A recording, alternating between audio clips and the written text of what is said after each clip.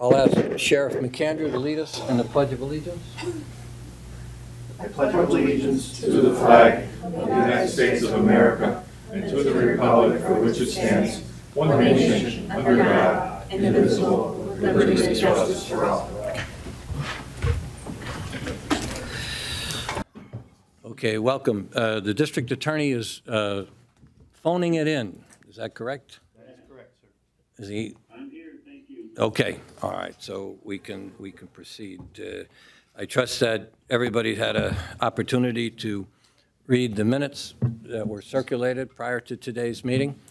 And with that, I'll entertain a motion to waive the reading and approve the minutes.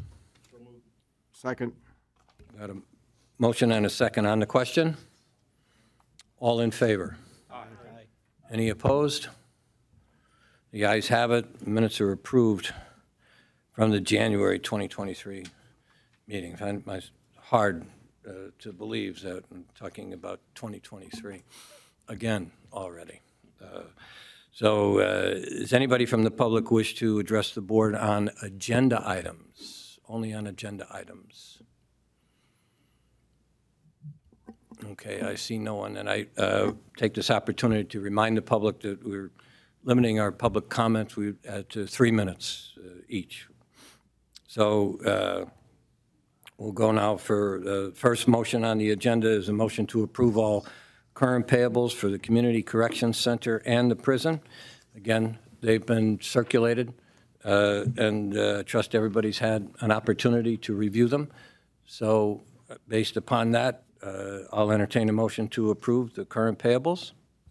Motion. Got a motion. Commissioner Domenick, do I have a second? Second. Second from Commissioner Chermak. On the question? All in favor? Aye. Any opposed? The ayes have it. Thank you. The current payables are approved. Mr. DiBileo, are you ready for your report? Yes. Okay, we'll entertain with the controller's report. Thank you. Thank you. I had it right here in front of me, and I'll get it there again. Hold on one quick second. Okay. Thank you. The Controller's Office reviewed the prison inmate and canteen account reconciliations, which were prepared by the Prison Business Office for the month of January of 2023, and found no discrepancies between the reconciliations and the bank statements. The balance in the inmate account was $494,328.32 as of January 31st of 2023. The balance in the canteen checking account was $353,048.68 as of January 31st. In addition, as of January 31st, 2023, the canteen account also included a balance in the Pennsylvania Local Government Investment Trust investment accounts of $757,090.95, which will mature in July of 2023. And during the month of December 2022, $88,093.73 was paid from the canteen account for the benefit, welfare, and education of county inmates. And the itemized details are attached to my report. And lastly, we took a vote on auditing the canteen and inmate accounts, Your Honor, and Attorney Ruggiero and I are in the process of working on a scope for that audit and selecting an auditor. So we'll be having that taken care of right away. And Dave, we want you involved in that process also. Thank you. And that's all. That's it for my report. Thank you. Entertain a motion to approve. Motion. Got a motion. Do I have a second? Second. Got a second. On the question, any questions for the controller? Okay, if not, all in favor of approving the controller's report? Aye. Aye. Any opposed?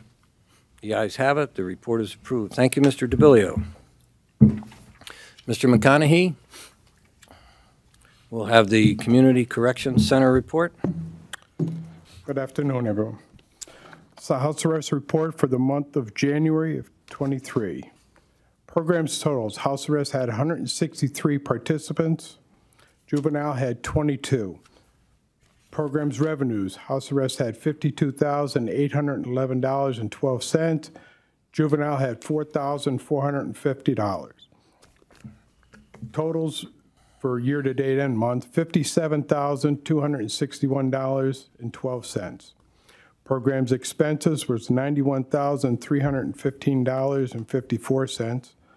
Programs completions, we had 36. Violations, we had 7. We still have 1 outstanding warrant from house arrest. And budget overall, overtime's at 2%, expenses at 9%, and revenue was at 8%. That's the end of my report. Are the juvenile numbers increasing? Yeah, well, they did from last year. Yeah. Yeah, they're up a little bit. They're up, they have 20, I think they have 21 bracelets they're using right now. Okay.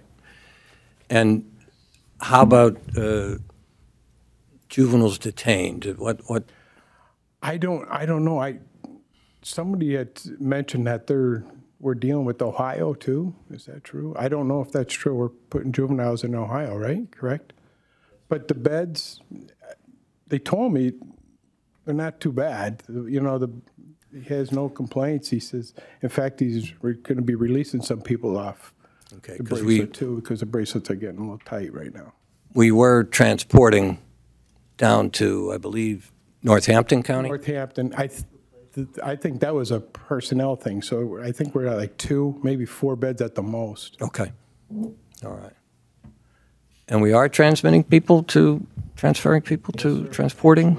As we speak, there's one handing out to Northampton. Okay. But Ohio? Ohio in some cases, yes, that's, Yeah. that's the last resort, but we have transported out to Ohio. Why Ohio? Just capacity? There's no capacity? Facilities? Lack of facilities. Yeah. Not Okay. many. There are not many juvenile centers, detention centers in the Commonwealth. Yeah. Okay. Any other questions for Mr. McConaughey? If not, I'll entertain a motion to approve his report. Motion. Do I have a second? Second. Second. On the question? All in favor? Aye. Aye. Any opposed? The ayes have it. Your report is approved. Thank you. Have a good day. Okay, you too. Warden?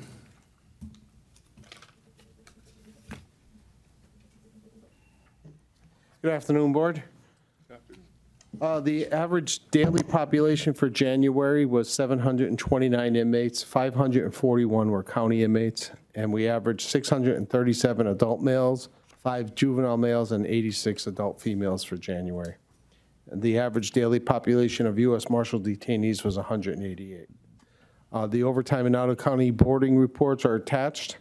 Our staffing update, currently our correctional officer numbers break down to 173 full-time officers, 7 who are out on workers' comp, nobody out on continuous FMLA, but 64 with intermittent FMLA, and we have 1 on administrative leave. We have 0 vacancies in that we started a new class of today. It's a total of 181 full-time officers. As of January 31st, revenue was at 22% and expenses were at 6%. Extraordinary occurrence reports, there were 5 in the month of January. On January 5th, an inmate was being non-compliant with the booking process. He stated he was hearing and seeing things and he became aggressive. The inmate was then secured in the emergency restraint chair and nursing staff conducted a medical assessment and checked the restraints after we put him in the ERC. On January 8th, a code blue was called for a fight in our Bravo housing unit. That's the housing unit for the female inmates. After unsuccessful verbal commands to cease fighting, OC sprayed was deployed to gain compliance, and this caused the inmates to disengage and allowed staff to secure each inmate, and both inmates were then decontaminated. And on January 10th, Lackawanna County Sheriff's deputies reported to the prison that they were coming to the prison to commit an uncooperative female. And upon arrival, the inmate was acting unruly and not following any directives given to her. She continued belligerent actions towards staff and the medical department. Due to her not following any directives and her aggressive behavior, she was placed in the emergency restraint chair for her safety, as well as the safety of the staff. On January 25th, a female inmate who was on suicide prevention watch was continuously covering the camera in her cell. Staff placed her in the emergency restraint chair for her safety. And on January 26th, an inmate refused to comply with orders to change his cell, and staff had to assemble an extraction team.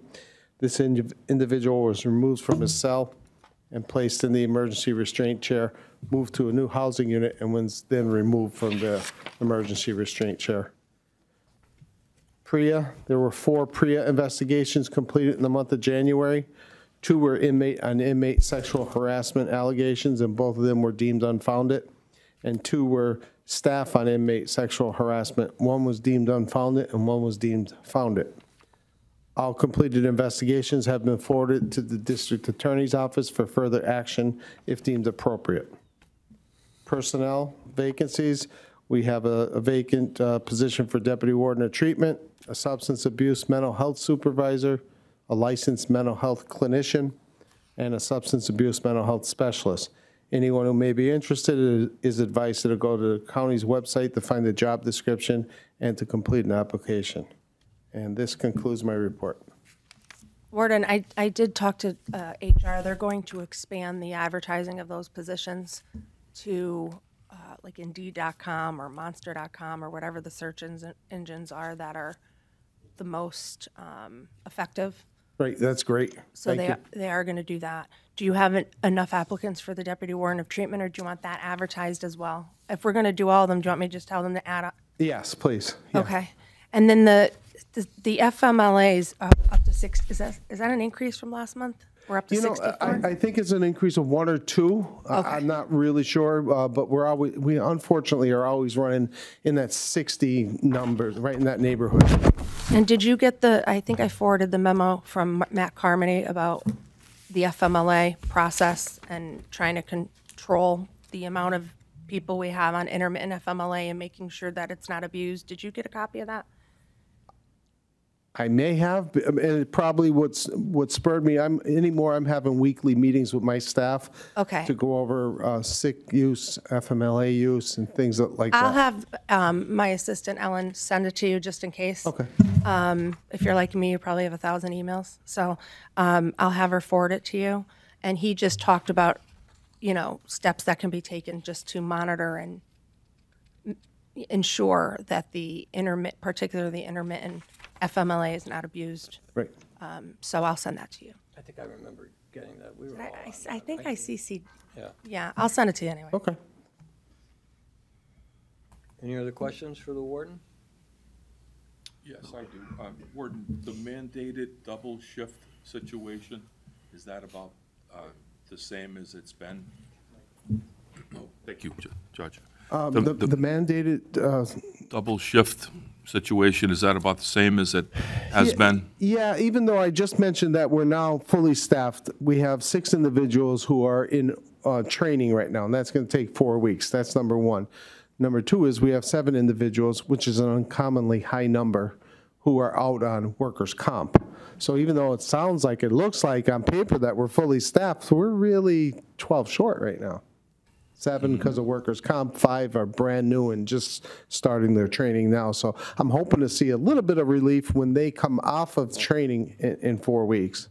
And hopefully in that time, some of the folks that are on workers' comp will be able to come back to work. Good, good. We'd love to see that happen. Right. How many are out, how many are in training now? 6. Yeah. And were you able to give any members of Stand Up NEPA a tour of the prison that we talked about? Last month, on the same day that we had the prison board meeting, whichever date that was, there was a small group of individuals who toured the prison. Oh, okay.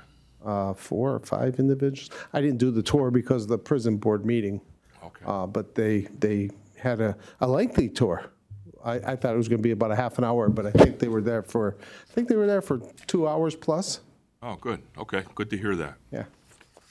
You know what I've been meaning to ask you? Remember you told me that with intermittent FMLA, sometimes the employees will show up for their shift, but then use intermittent FMLA for the mandatory overtime, which would be, they're back-to-back, right? Yes. So what is the basis for that? Is that usually physical injuries or like a mental health injuries? I'm just, the reason why I'm confused is because for a physical injury, if you have like, say, a low back injury, okay, so maybe you can be on your feet for 8 hours, but you can't be on your feet for 16 hours.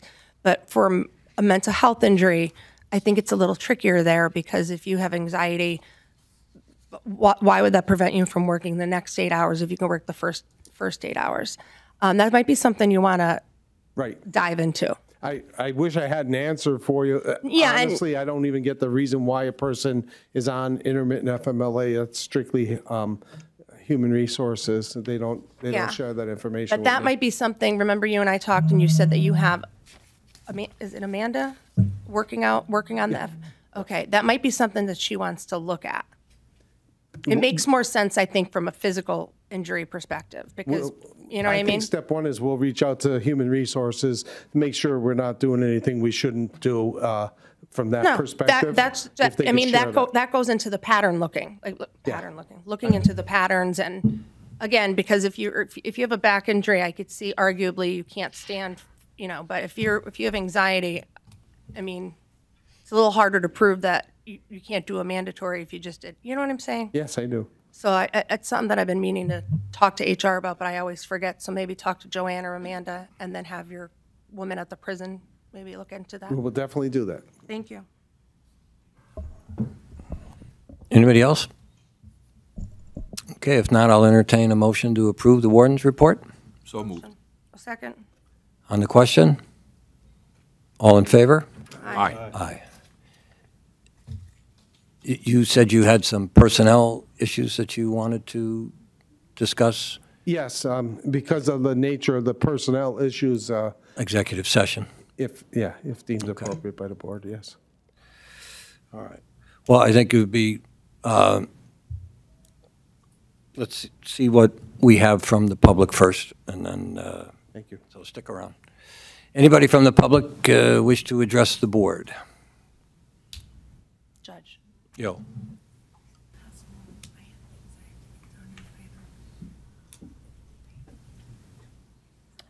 Hello. Bev DeBarros from Quincy Avenue in Scranton. So with, I think, some good news. Last night I went to City Council.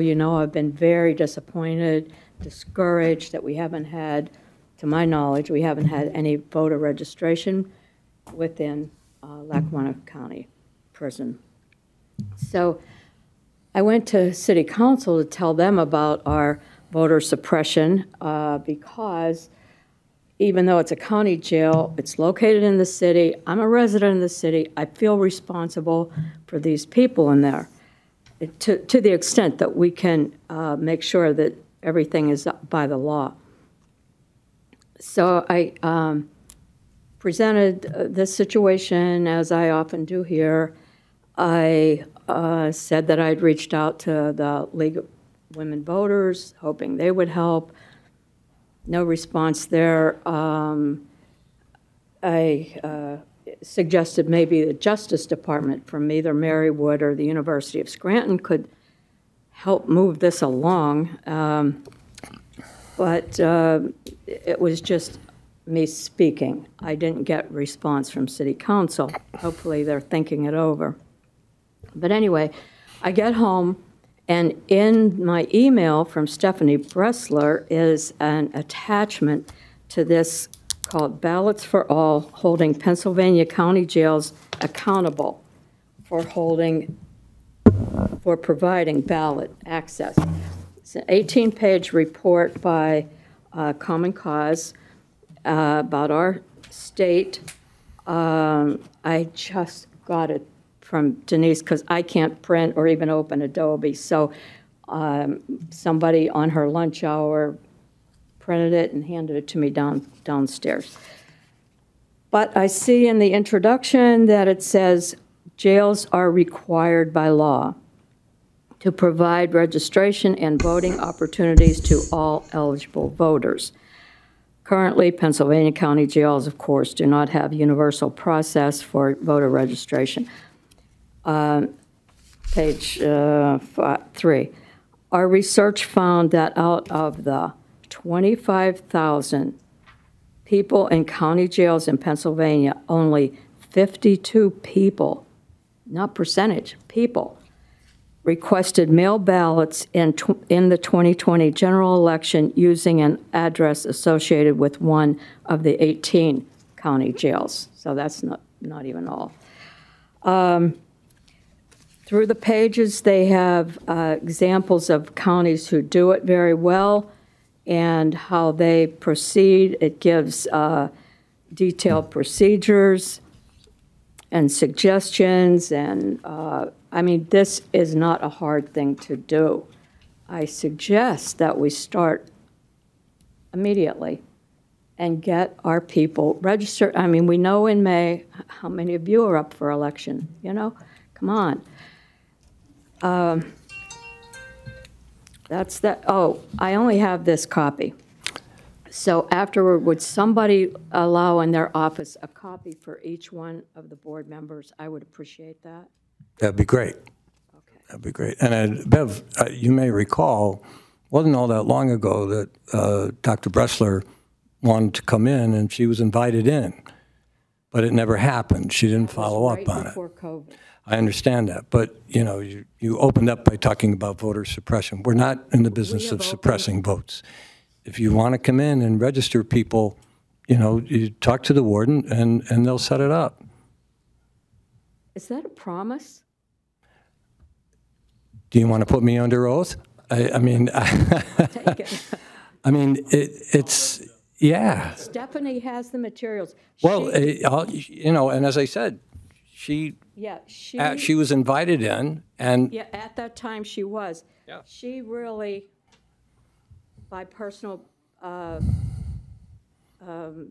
decision, she doesn't really go out in public very much because of. Well, whatever the reason, I mean, she was invited in. She wasn't. She would give me and us, whoever other volunteers, she would give us the materials. As long as you and Get in. as long as you and your volunteers are, you know, deemed to okay to come into the prison, whatever security background they have to do. You've been in there before, sure. So I don't see a problem.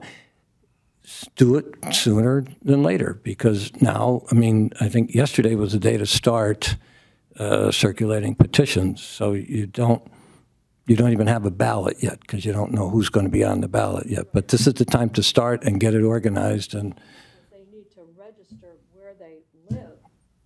This is a complicated thing, and not everybody. well, not everybody out there is a resident of Lackawanna County either. Okay, so just talk to the warden. And if it makes it easier, I just found that document and sent it to everybody, so we don't need to make Okay, it so we that have public. it. So you're good. You get to keep your oath. Okay? All right. All right.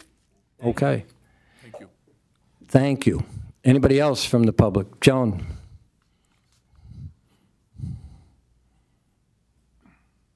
Joan Hodawan at Scranton. I have to echo her proposal. I think, you know, this would be a great thing. You know, a few years ago when I started coming to the prison board, the first issue that came up was revitalizing the GED program, which we were able to do.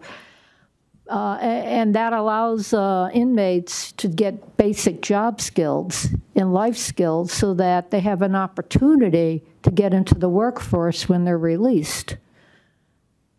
By getting them to register to vote and voting and participating in elections and being a part of the community, this makes them have skin in the game, so to speak.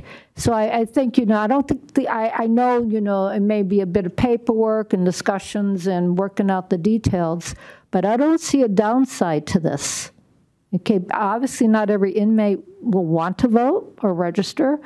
Maybe not all of them are eligible to vote. I don't know their past histories. But for those who are eligible and we can do this, you know, I understand, you know, that when you're incarcerated, part of it is, you know, a punishment. but the ultimate objective should be to return somebody to society that's a productive member of society, wants to participate in society, and be a positive member of society. And so I think this can only be to the positive. It may take, some time to get it rolling and to work out the bugs, but I don't see a downside to it. I don't think anybody here disagrees with you. Anybody else from the public? Thank you, Joan.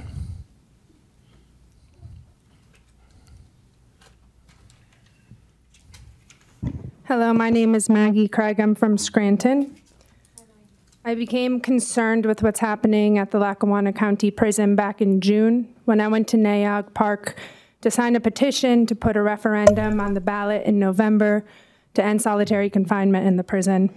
And before I go further, I just want to give you the definition I was given that day of solitary confinement, and it's exactly as it was written in the article. Solitary confinement shall mean the confinement of a detainee or inmate in a cell or other living space for more than 20 hours a day by themselves or with other inmates. So the important thing here is that there's at least 4 hours out of cell time. So as we know, in the restrictive housing unit in the prison, there's 1 hour out of cell time. And so we can say solitary confinement, we could say restrictive housing, but the definition fits either way. That day in the park, I honestly brought up some similar concerns, as you all have. What about issues of safety, for example? And they said to me, here in the referendum, there's an exception written if someone poses a danger to themselves or to others. There's also an exception written into the article in the case that someone wants to be put into solitary confinement for a period of time. And that day in the park, they explained to me what the restrictive housing unit was like, that someone could get put in a cell by themselves for 2 weeks or more for saying something disrespectful to a guard, for having a mental health emergency and peeing their pants, and that while they're in the restrictive housing unit, they would have no access to books or music, wouldn't get to talk to their family, get 1 hour out of cell time in a cage outside, barely big enough to walk around in circles in. I went on the prison tour last month, and I appreciate the time given to us and that you made the effort to give us the tour. But I have to say my concerns weren't assuaged. That it's shocking to me that people get put into the restrictive housing unit in the prison for days, never mind weeks. And so those signatures that were collected, I decided that day to help. I got about 50, not nearly as many as most other people. But most of the people I spoke to were pretty much on board in agreement that something needs to change. And so when the group got 13,000 signatures, I wasn't that surprised. I mean, 13,000 registered voters. That's about the population of Dunmore. It's the population of Clark Summit and Carbondale combined. It's twice the population of Dixon City. And so I was kind of excited that the voters of Lackawanna County would get a chance at the ballot box in November to have a say in how their county prison was run. But it didn't work out that way. And that whether or not that was the right call is an argument for a different time and place. But Frank Ruggiero, the county solicitor, said, no, the ballot box isn't the place where this matter needs to be decided. Where it needs to be decided is at the prison board meetings. And that's what's brought me here today and in the past month. And so we've been talking about mental health issues. We've been talking about different ways to address them. And we know that putting people into restrictive housing can increase mental health problems. And I guess my question for you today is if 13,000 of your constituents are saying we want something to change, and you've now had 6 months to consider what a fair response may be, where are you at with that? And Commissioner Notarianni, I would like to hear from you what your thoughts are at this point, if there's any progress to be made. According to the solicitor, it's still something that's in the middle of litigation. So we really can't comment on it. But that being said, not to cop out of this, if you talk to the people that run the prison, they have a different outlook on it, an attitude towards it. There's a specific reason for restrictive housing. I understand, like, they'd all like to run things the way they'd like to run them, but they're not there every day as Warden Betti is. It's a complex situation and job, and we're working on it. We're talking about it, and we'll see what we can do about it. But it's still in litigation. You've got to let the people that run the prison run the prison. The public, it sounds great, but is it feasible? Is it realistic? That's it. Can the prison board change the rules of how the restrictive housing unit is run and who gets put into the restrictive housing unit? Like, do they have the ability to do that? I actually don't know. Do we, Judge? I have a question. Go ahead. The part that's under litigation, Judge, that's regarding the referendum, correct? It's regarding the referendum, yes. Okay. Yeah. So I think that the warden and the prison board and the commissioners can change inner policy within the prison. So maybe it would be wise for us to have a meeting similar to like an executive session to discuss it and see what we can do to remedy the issue. Is it Or my if in fact there is an issue. If there is an issue, yeah. Yeah, that's your opinion. That doesn't make it fact. Right. Are you seeking to reduce it by 4 hours or something? To get at least 4 hours out of cell time. Instead of 1 hour out of cell time.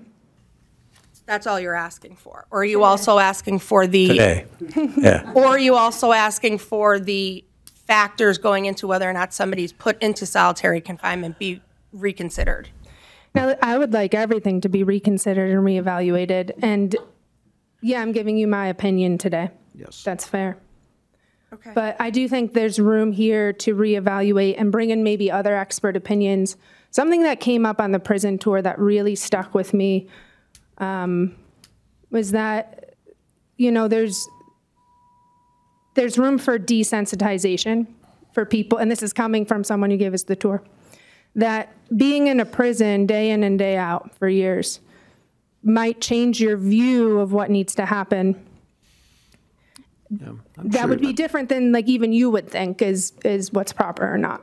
I don't disagree. So I think, you know, with so many people saying something has to change, there has to be room somewhere even for small incremental improvements. Well, Maggie, let me say this to you, that what your concerns are not going, they're not being ignored, okay? You know, you've been here, as you say, several times, and you know, so we're not ignoring them, and we're talking about them, you know, but there are a lot of factors that go into running a prison on a daily basis, and we as a board under the statute make overall policy, okay? But the statute also vests the day-to-day running in the prison in the warden, okay? Now, obviously, if we come up with a policy that we can agree on, you know, the warden has to follow that. But, you know, knowing where you're coming from helps us in our discussions. And you know, they're not falling on deaf ears, I guess is what I can tell you. Okay. All right? Thank you, I appreciate it. Thank you. And I think the warden knows that, you know, as a board, we don't want any more solitary confinement than is absolutely necessary. And we've discussed that with the warden. He's not looking to you know, have people in solitary any more than they absolutely need to be. And how much they need to be, he's the person that would know, you know, who needs to be in solitary. Your statement that desensitizes people, I mean, that gets, that, you know, that's logical and that makes sense, and that could conceivably happen, yes. we're not in favor of it at all. And, you know, we would want as much as only is necessary. Yeah, well, and I think a clear policy also helps everyone be on the same page, COs, warden, public as well. Thank you. I think I asked, not the last meeting because I wasn't here, the one when we had it at the prison, I think I asked Colleen Orzel to give me a list of factors, if you can, well, the whole board, like, is there like like a list of factors that if they fall into this category, they end up in, like, do you know what I'm trying to say? I'm just not saying it well.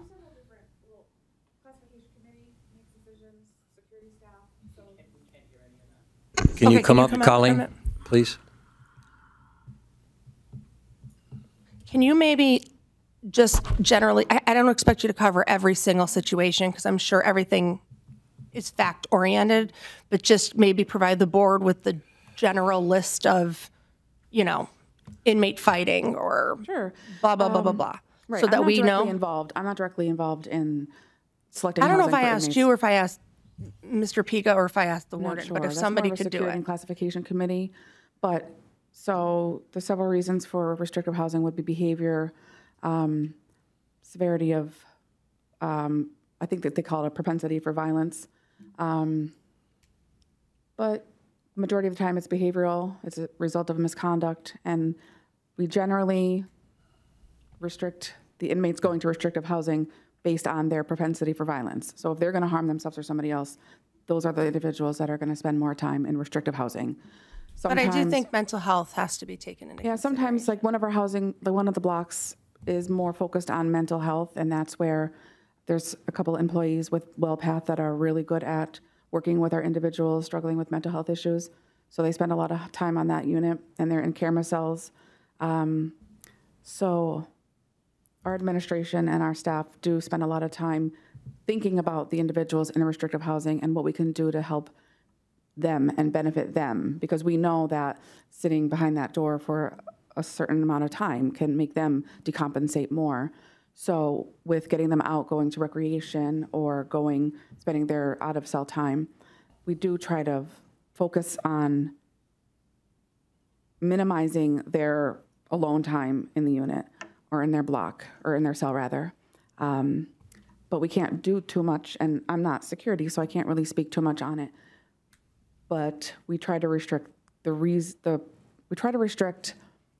who goes to restrictive housing to the most that need to be there. Okay. I don't know if that answers your question, sorry. Well, maybe if you can have whoever Yeah. would know that information, just maybe if there's a generic list of conduct. Like you mean the charges that somebody might get for, like, due to misconduct hearing? Yeah, like, for example, if somebody, you know, like Maggie indicated, if somebody insults a CO we try to utilize versus, informal, like just sanctions where, you know, if you're talking back to a CO, you're not going to get thrown into the hole, like we call it. So they might get like their commissary restricted, like they won't be able to order commissary for a week, or they might get their phone restricted for a couple of days. So they don't necessarily go to the restrictive housing unit because they talk back at a CO. Right. So I think she wants to increase the 1 to 4 hours of outside cell time, but I think the other issue that has been raised is if people are being punished for their behavior when their behavior is driven by a mental health issue. Right. So I thought maybe if you gave us some insight, anyone at the prison, it might help us as a board make a decision. Why don't we look into a more global review of policy, the disciplinary procedures, and whether there's, you know, a stepped-up basis based on violations, what kind of discipline is imposed, along with the physical characteristics of the facility and safety concerns, some of which we can't talk about publicly. And then at some point, maybe we could put it all together and review the policies in an active policy. Because someone with mental health issues may act out aggressively, but it's... Yeah, you know, we could do things like have an evaluation procedure when discipline happens, what physical restraints are being done, when it's reviewed, and by who. I think to try to, You just know, gave off yourself the more top work. of our head. I know I did. I struggled with offering it, but I think we should, you know, they can give us the materials, the rules and procedures, and we could look at it all, make sure that we're up to best practices and compliance with all the laws, and see what we can do to address the concerns that Ms. Craig raised. Makes a lot of sense. I just want to add as idea. well, if I could.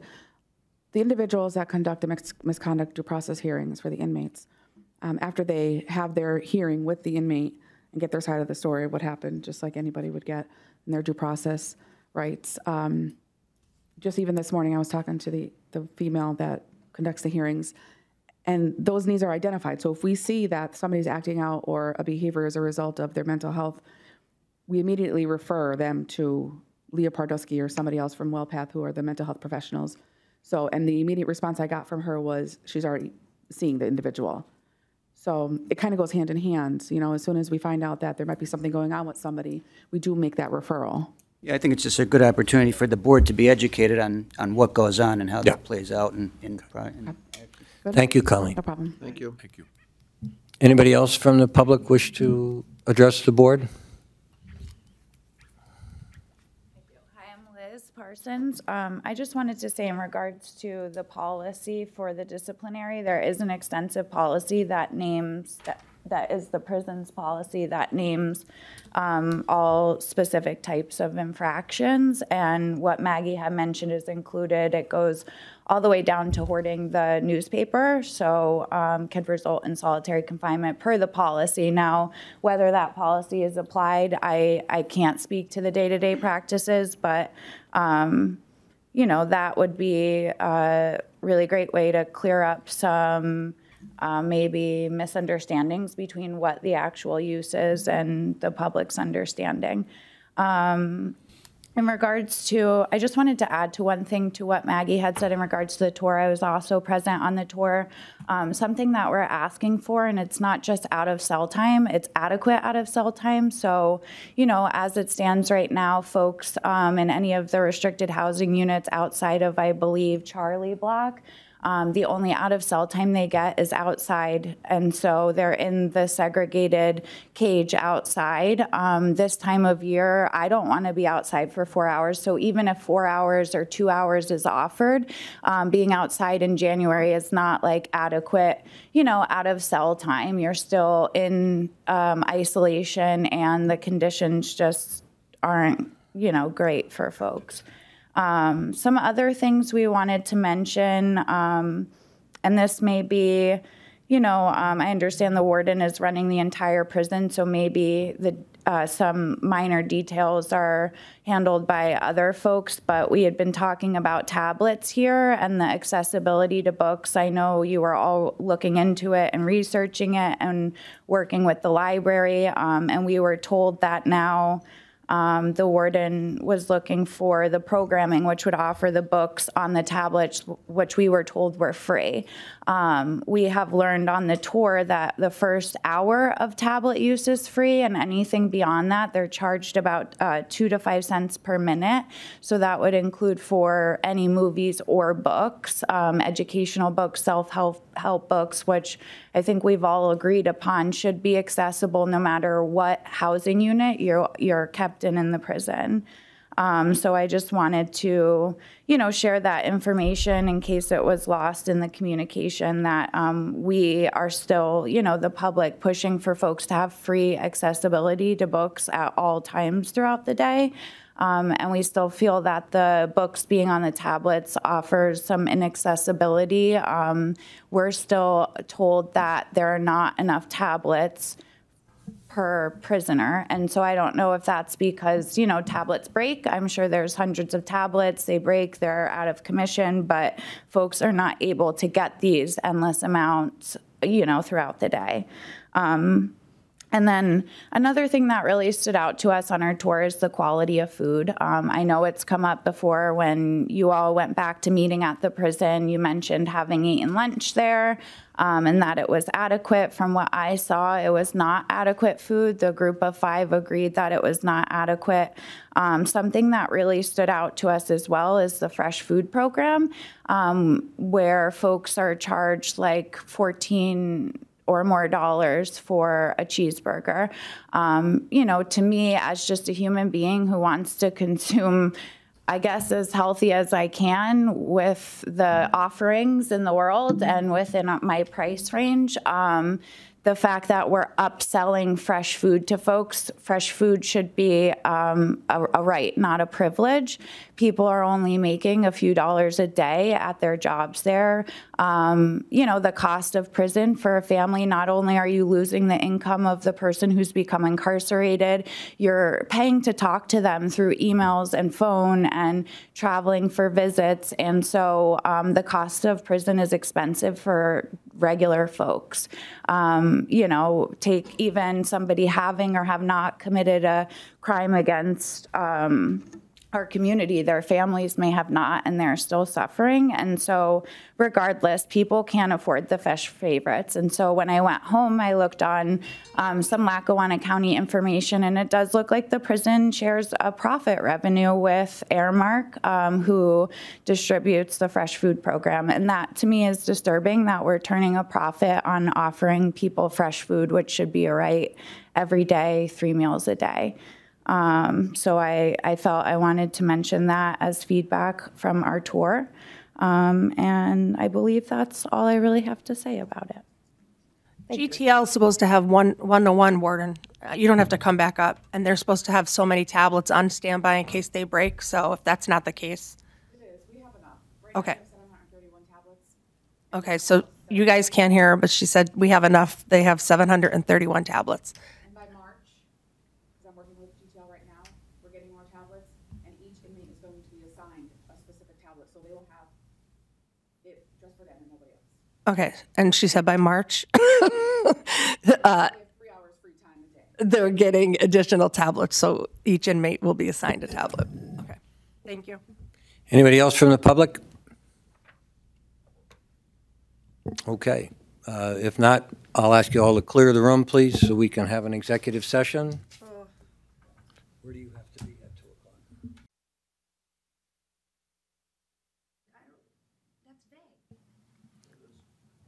Ready?